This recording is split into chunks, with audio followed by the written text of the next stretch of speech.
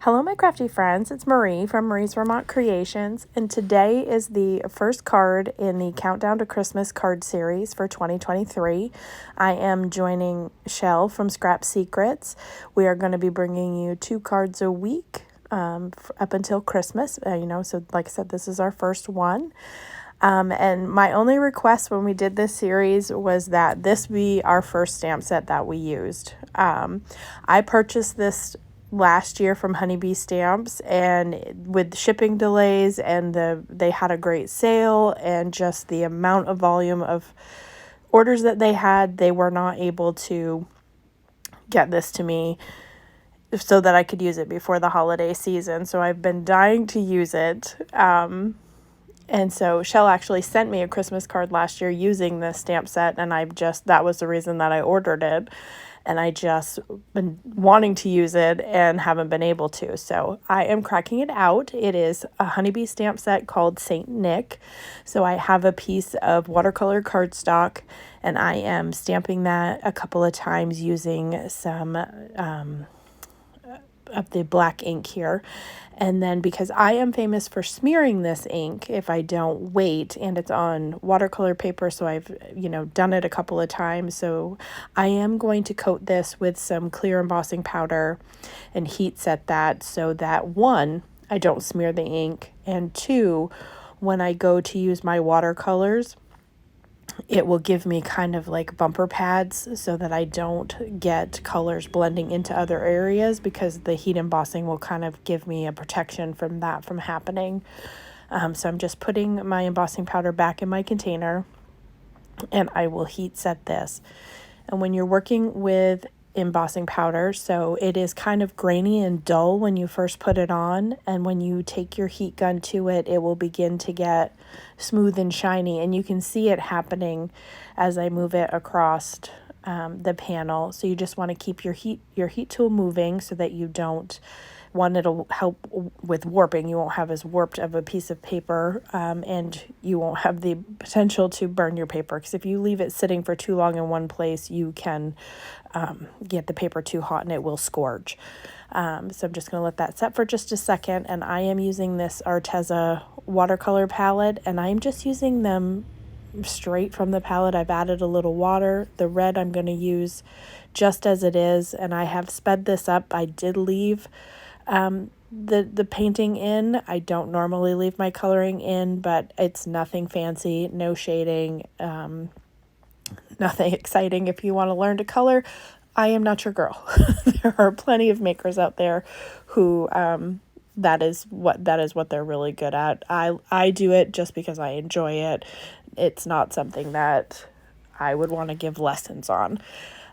So this card series is going to be a countdown to Christmas. I am joining Michele this year for her entire series. Last year I joined her for just one collaboration, but we're going to do the entire thing together this year. So we are going to schedule videos on Mondays and Fridays, and there will be giveaways throughout, during this, probably at the end of this whole series. And the way that we're going to do that is Shell and I are just going to randomly select which video we decide to pick winners from. So the more you comment on each video, you have a higher chance of being put into the running for the giveaway. They will be open to international viewers. You do have to be subscribed to both of our channels. And I will link her channel down below, or I will at least link to her video using the same stamp set. So I have no idea what she's created with this, so I can't wait to see what her project is. We have some, great themes that we have, or techniques, or different, products that we're going to be using throughout the whole thing. Other than this stamp set, like I said, this was my one request, that we start with this one. But everything else, we just made up a whole list together and then put it in a randomizer and let it pick what our next project was going to be. So we have them all lined out for the next however many weeks it is, so the 24 more projects. So I have several of them recorded already that I just need to edit and do voiceovers for, and I'm really excited about some of these projects that I have planned. And not all of them will be cards. There will be some different gift ideas, gift card ideas. I do have, my hope is to get, oh my goodness, words. An advent calendar to share with you, a different version. I have videos for advent calendars on my channel, but I do have one in mind for one of our upcoming themes that I think I'm going to share with you. So stay tuned for all of that.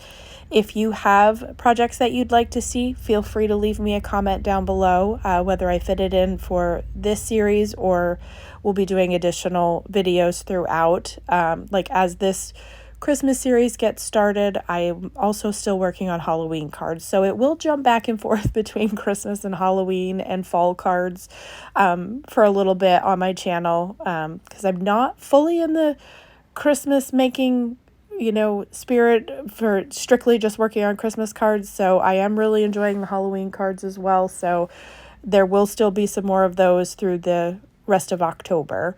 But like I said, if you have any projects that you would like me to create or you have interest in, I'm always open to suggestions, so feel free to leave me a comment down below. I appreciate everyone who has been watching my videos. If you are new, I welcome you. I'm so happy to have you. And if you are a returning viewer, thank you so much. I appreciate everyone who watches my videos.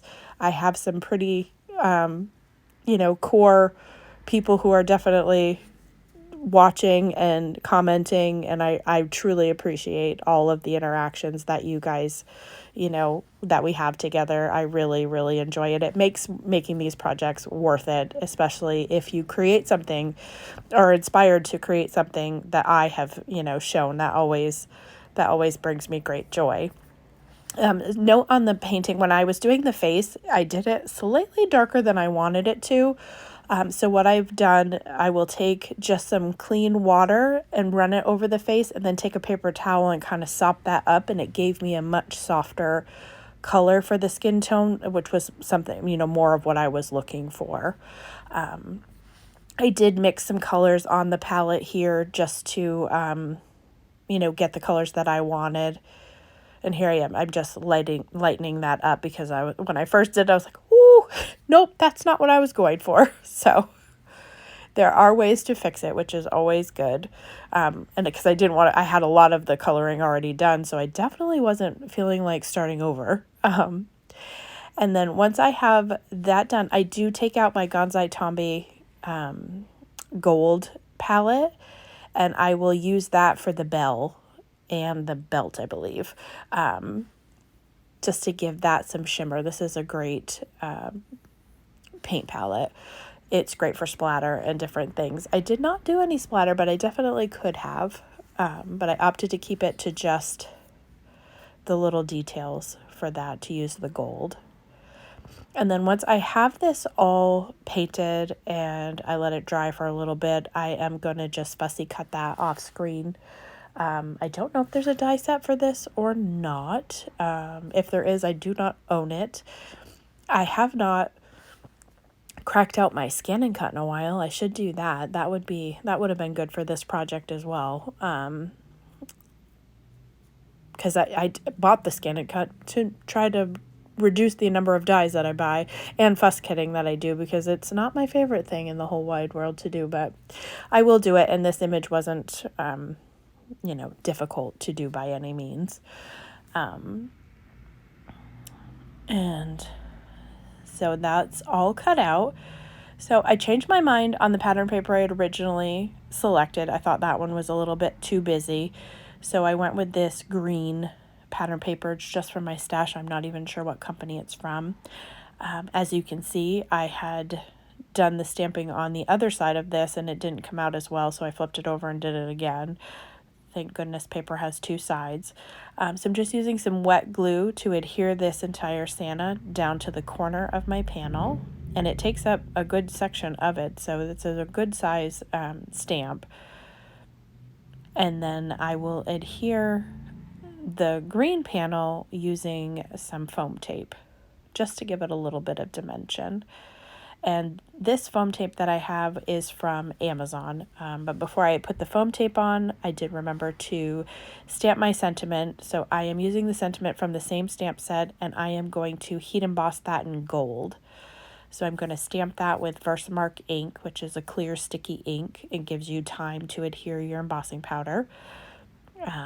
So like I said, I'd done it before with the black ink, which stays wet enough that you could add the embossing powder, but you can use this clear ink, which gives you that opportunity as well. And this is Brutus Monroe Gilded Embossing Powder. So I'm just going to tap that on and make sure I don't have anywhere I don't want it, and then heat set that again till it's smooth and melted. And there's just something magical about gold heat embossing. Just look how pretty that is when it changes. It was one of my favorite things when I started card making, and it's still one of my top 5 things. So I'm just going to add a couple of strips of this foam tape to the back of my panel, and then I will get that adhered. This is an A2 size card base that I'm going to attach that to. And I don't believe I put any further embellishments on there. I left it as it is. So I hope that you'll check out Shell's video. I will link it down below so that you can see what she did with this exact same stamp set. I am sure it will be completely different from mine, which is what I love, that we can use the same products and come up with something completely different from each other. And I hope that if you are not subscribed to her channel, that you will. And like I said, if you have any questions or comments, feel free to leave them down below. One of these videos that we do will have be randomly selected for the giveaway. So as always, I hope that you have a great day.